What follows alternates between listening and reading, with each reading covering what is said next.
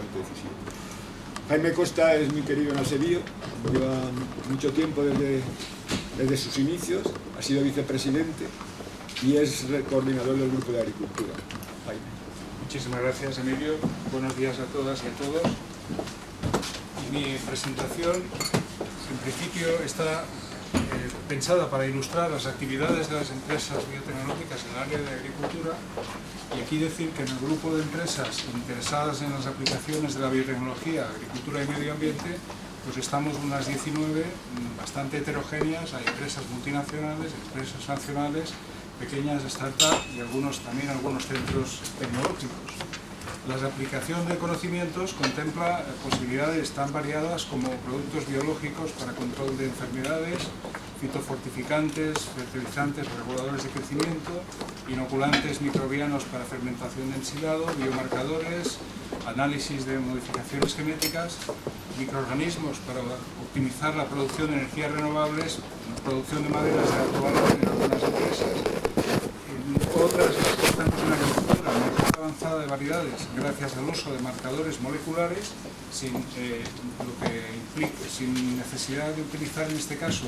la ingeniería genética, pero también, y obviamente ese va a ser el centro de mi presentación, el empleo de las nuevas modificaciones genéticas como herramientas para añadir a las mejores variedades, después de superar los estrictos controles establecidos en la Unión Europea que antes han sido ya esbozados por el ponente anterior. Y curiosamente, pues en este campo se trata de aplicaciones para modificar plantas, pero después de un largo proceso de más de 14.000 años de modificación de plantas por los propios agricultores. En este proceso, la diferencia es que, así como antes se estaban modificando plantas después de cruzamientos o actividades con plantas enteras, ahora podemos hacerlo con células individuales, podemos añadir unas determinadas secuencias de ADN a una célula, reconstruir la planta entera después procedentes de esta célula modificada y proceder a las evaluaciones de riesgo y análisis correspondientes para poder garantizar la seguridad de este producto. Este proceso que está ilustrado aquí en la diapositiva anterior, pues contempla, a pesar de que es la primera vez que podemos hacer una mejora dirigida en el sentido de buscar una mejora y obtenerla para algo que previamente hemos establecido, es cuando la legislación europea está exigiendo mayores controles y mayores estudios para determinar que no va a haber riesgo con ese tipo de modificación. Para hacer ese tipo de determinaciones se sigue dos procesos: por una parte ver la seguridad del gen introducido y la proteína expresada, y por otra ver cuáles son las consecuencias en la composición y valor nutritivo de las plantas resultantes. En este caso, y por primera vez en la mejora vegetal, pues hay que determinar la procedencia del gen introducido, hay que caracterizar molecularmente las secuencias insertadas y en qué lugar del genoma nativo de la planta se colocan, hay que explicar cuántos números de copias, si es que hay más de una, pero generalmente se considera que una es más que suficiente, y la proteína demostrar que o bien tiene un historial de consumo seguro, o bien que podemos demostrarlo a través de los conocimientos de la función de esta proteína, de los niveles de expresión, de las pruebas que se han hecho para verificar que no tenga problemas de alergenicidad o de toxicología, y sobre todo pruebas de digestibilidad para garantizar que una vez que llegan a los jugos gástricos pues son rápidamente digeridas y descompuestas en productos naturales que todos admitimos todos los días. Las evaluaciones con la planta transformada son más complejas y llevan también más duración. Se trata de verificar que las características introducidas no alteran la composición o la forma, el fenotipo normal de expresión de la planta. Se trata también de ver si la composición de la planta ha sido alterada por esa modificación genética, tanto en contenido de nutrientes como antinutrientes, y también verificación de que los animales que ingieran estas plantas pues no van a tener ningún problema. Este proceso representa una inversión considerable y un tiempo muy importante que puede llegar a 10 años o más. En este proceso, básicamente, las empresas son las que tienen que demostrar que lo que se ha introducido no tiene consecuencias adversas, pero al final la evaluación de riesgos, que antes escuchábamos en la ponencia anterior, no depende únicamente de la empresa, pues tiene que ser verificada por las autoridades establecidas en cada bloque económico. En la Unión Europea es EFSA, la Autoridad Europea de Seguridad Alimentaria, la que tiene que dictaminar si hay o no riesgo, así como en Estados Unidos pueden ser la EPA o la FDA. Pero además de esta evaluación de riesgos, la gestión de riesgos pues obliga a que la siembra comercial de estas variedades sea acompañada con planes de seguimiento y medidas específicas de gestión responsable de las semillas, que la comercialización de granos sea acompañada de una trazabilidad de etiquetado para que el consumidor sepa exactamente si está consumiendo o no este tipo de productos, y finalmente, al cabo de 10 años, hay que revisar todas las evaluaciones por ver si procede algún cambio en la evaluación inicial. En este sentido, la modificación genética que se cultiva ahora en España, MON 810, que es una modificación genética para defender al maíz del ataque de las plagas de taladro, ha cumplido ya los 10 años desde su inicial autorización en 1998, se ha presentado la correspondiente solicitud de renovación y el informe de EFSA, de la Autoridad Europea de Seguridad Alimentaria, indicando que la evaluación de riesgos básicamente ha merecido una opinión científica favorable, está expuesto en la transparencia y está disponible para todos en las páginas de internet de EFSA, que recomiendo a todos los interesados en estas cuestiones. En este informe hay un índice de 2 páginas prácticamente que no voy a leer, pero que básicamente contempla los puntos más importantes de lo que antes he comentado, es decir, qué ocurre con el gen, qué significa que tengamos una nueva proteína, qué ocurre con la composición de las nuevas plantas y qué consecuencias tiene para los animales o personas que puedan ingerirlas. En este sentido, pues bueno, agradezco también que la Agencia Española de Seguridad Alimentaria tenga entre sus preguntas frecuentes pues la respuesta a si son seguros los productos que contienen organismos modificados genéticamente. Entonces, bueno, es una respuesta muy escueta que vemos ahí al final de la transparencia. Todos los alimentos cuya comercialización se inicia en la Unión Europea son sometidos a evaluaciones que garanticen que su consumo sea seguro. También los alimentos modificados genéticamente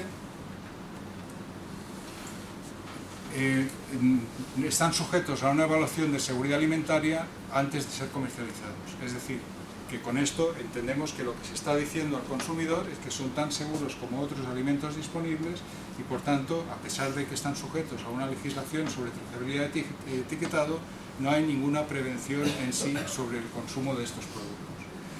Estos productos vienen a responder a lo que los análisis que se han hecho sobre qué esperan los españoles de la agricultura, pues publicados por el Ministerio de Agricultura en junio de 2010, pues esperan que los alimentos, los productos agrícolas sean obtenidos a precios razonables, es la primera respuesta para los encuestados españoles. Esperan también que las prioridades permitan mantener un nivel de vida adecuado para los agricultores y, en tercer lugar, asegurar alimentos sanos y saludables. Y esto, aunque esté en tercer lugar, me imagino que no está en primero porque se supone que ya se está cumpliendo, mientras que los 2 puntos anteriores, pues a lo mejor puede haber ciertas dudas. Pero en principio, los alimentos obtenidos con esta tecnología pienso que cumplen estas condiciones, y en este sentido también pues hay que ver en el mundo en el que estamos viviendo que la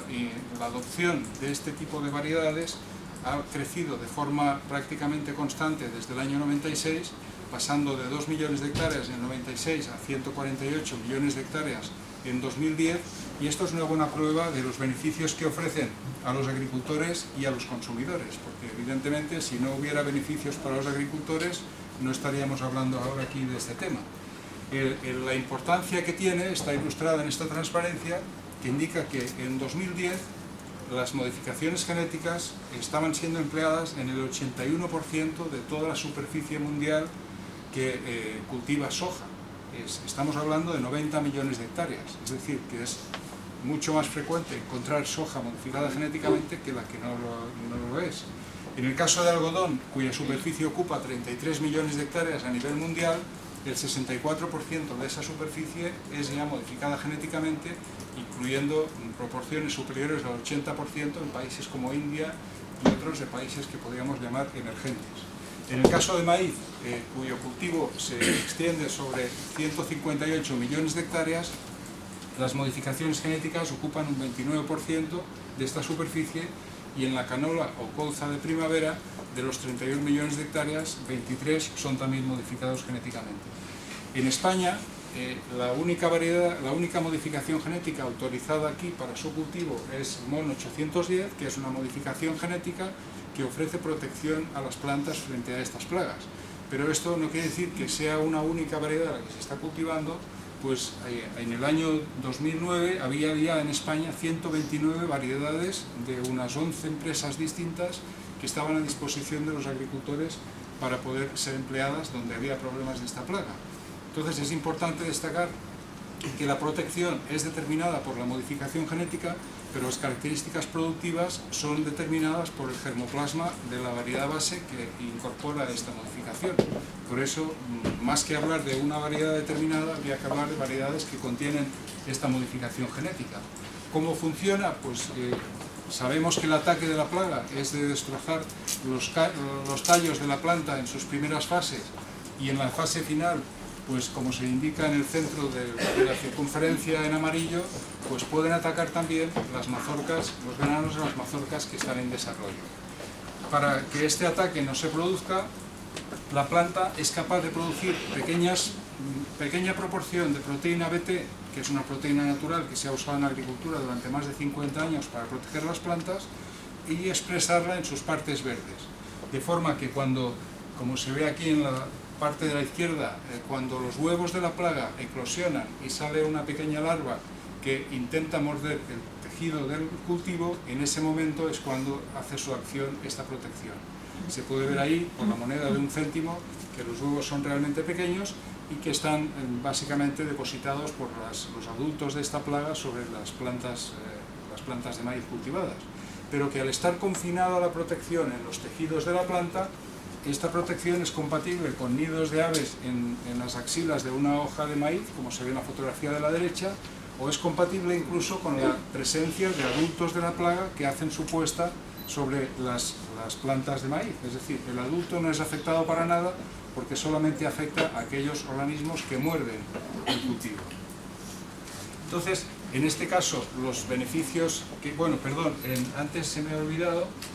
que este maíz, que en España lleva cultivándose desde el año 2003, ha llegado,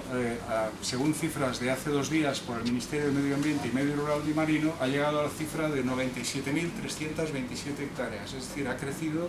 desde las 23.000 hectáreas que se cultivaban de maíz SBT hace unos 9 años, ahora a estas 97.000 hectáreas, que representan el 26% del maíz total cultivado en España, pero que están ubicadas únicamente en aquellas zonas donde esta plaga es realmente un problema. Es decir, hay zonas del Valle del Duero donde hay bastante maíz, pero la plaga no logra sobrevivir, y en esas condiciones no se usa la modificación genética para nada, pero sí se usa en otras zonas donde hay problemas con esta plaga. Estos datos de beneficios han sido confirmados también por expertos independientes, como puede ser los del IRTA en Cataluña o técnicos de administraciones públicas en diferentes comunidades autónomas, y han también constatado una reducción en el contenido de fumonisinas en los granos, precisamente por tener ese grano más limpio. ¿Puedes explicar? Fumonisinas son contaminantes de origen microbiano producidos por la presencia de hongos tipo Fusarium y otros. Han sido clasificados con diferentes niveles de riesgo, algunos son carcinogénicos, de acuerdo con los dictámenes de EFSA,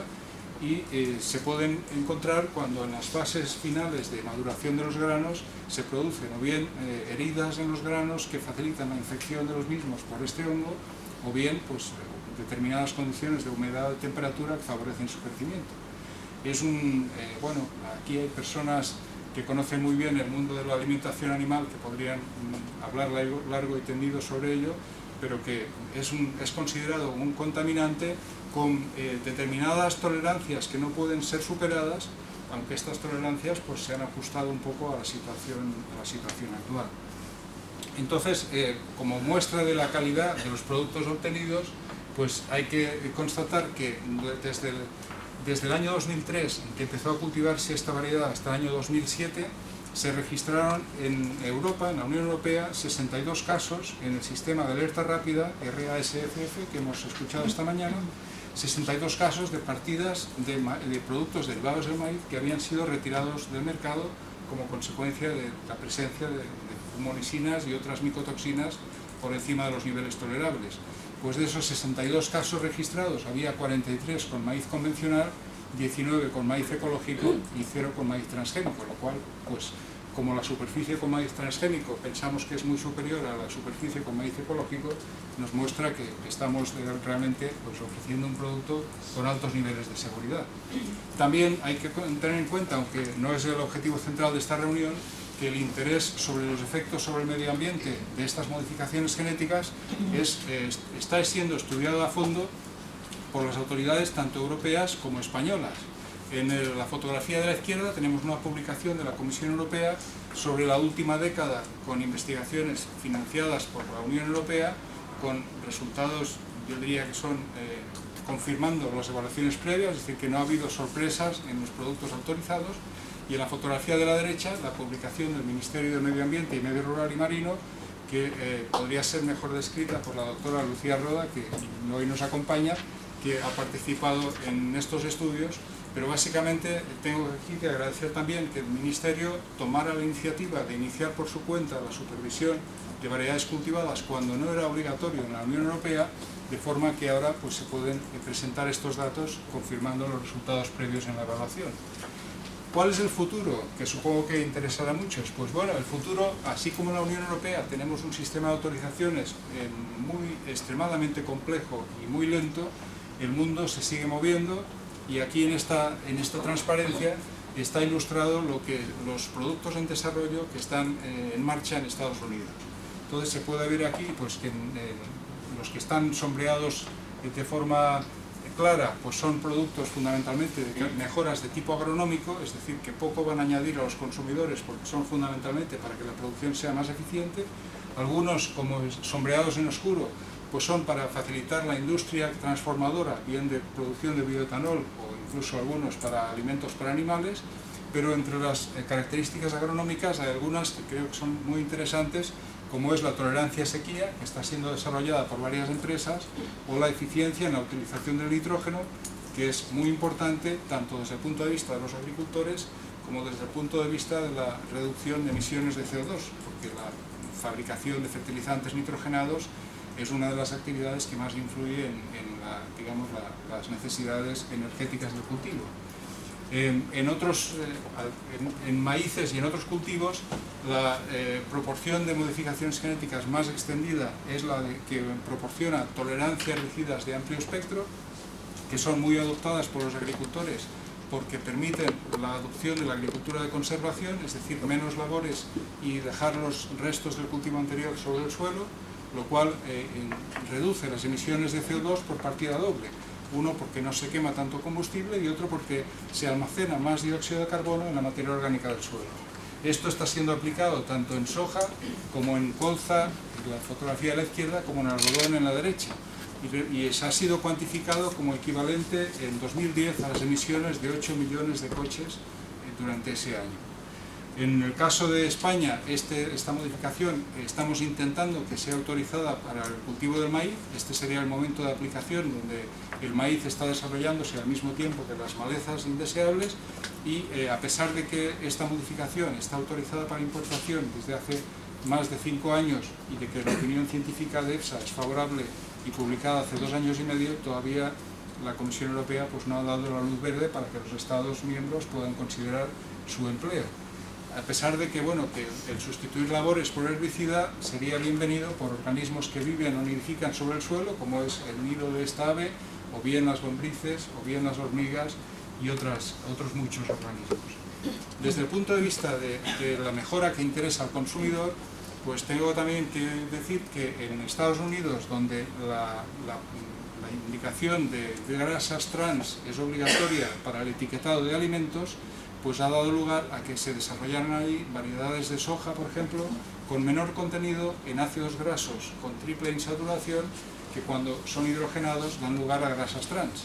Entonces tenemos aquí abajo en las 4 líneas de la parte inferior de esta transparencia que una variedad de soja normal pues tiene alrededor de un 10% de ácido linolénico, que tendría triple insaturación, y que esta proporción de alrededor del 9% ha sido reducida a menos o alrededor del 3%, no con modificaciones genéticas por la moderna biotecnología, sino con mejora asistida por marcadores, simplemente buscando aquellos marcadores asociados con una menor presencia de ácidos grasos, y que esto pues, ha permitido reducir la presencia de ácidos grasos trans en los alimentos comercializados en Estados Unidos. En este caso, a pesar de que la mejora es convencional y no obligaría a un etiquetado, como la mayor parte de la soja cultivada en Estados Unidos es modificada genéticamente, al final viene a ser lo mismo porque están en las mismas condiciones. Pero sí se está desarrollando también otro tipo de mejoras para reducirlo todavía más, para reducir no solamente el contenido de un ácido linolénico, sino también reducir los ácidos grasos saturados, que son las barras que están en rojo al final de la transparencia y que es una pena, pero no vamos a poder ver porque están al final. Pero se ha podido reducir, gracias a modificaciones genéticas, que la presencia de ácidos grasos saturados en soja descienda del 20%, alrededor del 20%, a solamente el 2% de la composición final de ácidos grasos.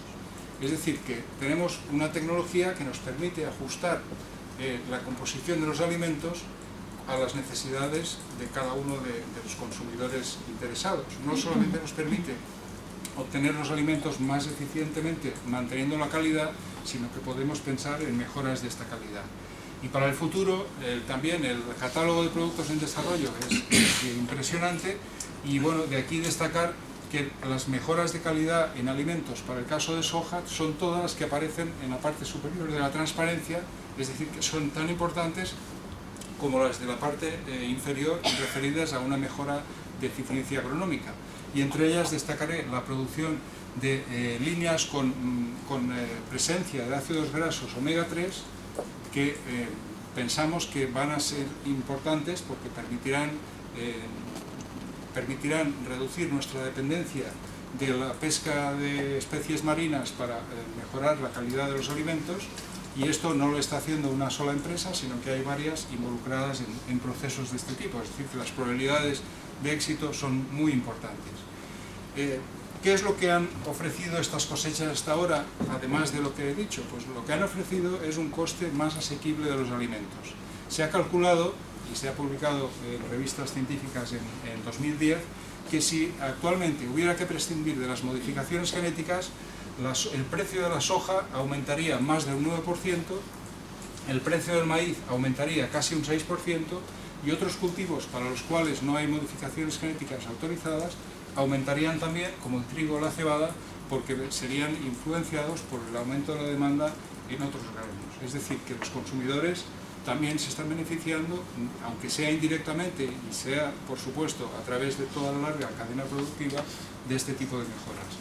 Y bueno, otra cuestión que a veces afecta a este tipo de tecnología es que parece que es algo que solamente pueden hacer las grandes empresas. Y esto no es así. Si esta tecnología,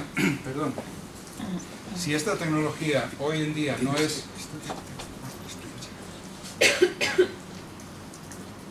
Si esta tecnología no está más desarrollada por empresas pequeñas o por institutos públicos, es porque la legislación ha escalado de tal forma que lo está convirtiendo en tarea casi imposible para alguien que no tenga un interés global prácticamente. Entonces, aquí solamente mencionar 4 ejemplos o 3. El primero es la papaya, que se cultiva en Hawái, que fue desarrollada por la Universidad de Cornell en relación también con el Departamento de Agricultura de Estados Unidos. Es un desarrollo para que la papaya que allí se cultiva sea resistente a los virus que estaban haciendo prácticamente imposible la producción. El algodón que aparece en la parte inferior es para recordarme que los algodones que se cultivan hoy en India incluyen 4 modificaciones genéticas desarrolladas por institutos o empresas de China o de India, además de los desarrollados por empresas multinacionales. Y las 2 fotografías de la derecha son una novedad de la semana pasada, que un equipo de investigadores de Embrapa en Brasil, un centro público únicamente financiado por Brasil, por el Instituto Público, ha conseguido la autorización para una variedad de judías, que tienen aquí en la fotografía, serían las judías 2 y 3 frente a la 1, que es tolerante al virus del amarilleo, Golden Mosaic Virus, virus de mosaico amarillento, que estaba haciendo imposible la producción de judías en ese país. Entonces, hoy en día ya no solamente está publicado científicamente que con tecnología de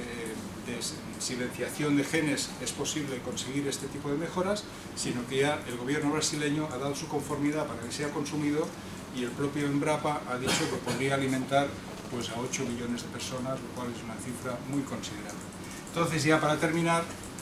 pues sobre estas cuestiones pienso que las disfunciones que ocurren ahora entre conocimiento y rigor en la evaluación de una planta y recelos que se presentan al mercado son para mí influenciados por falta de formación, especialmente en dos sectores que son para mí muy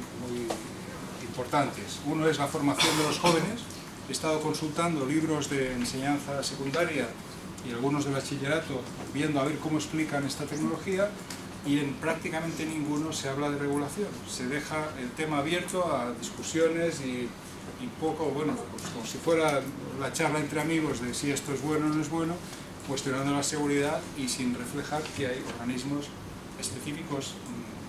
no solamente en España, sino a nivel de Unión Europea, que tienen como misión esta evaluación de riesgo y también esa comunicación de riesgo. Entonces, tanto para jóvenes como para medios de comunicación, pienso que es importante que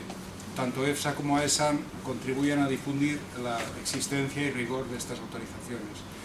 También hay que recordar que siempre que hay que respetar a aquellos consumidores que no quieran consumir estos alimentos, y para esto están las regulaciones de trazabilidad y etiquetado que les permiten hacerlo en perfectas condiciones. Sin embargo, también al mismo tiempo, respetando esta libertad de elección, creo que es urgente que en España y en la Unión Europea los agricultores puedan contar con herramientas que están a su disposición en otros países competitivos de otras partes del mundo,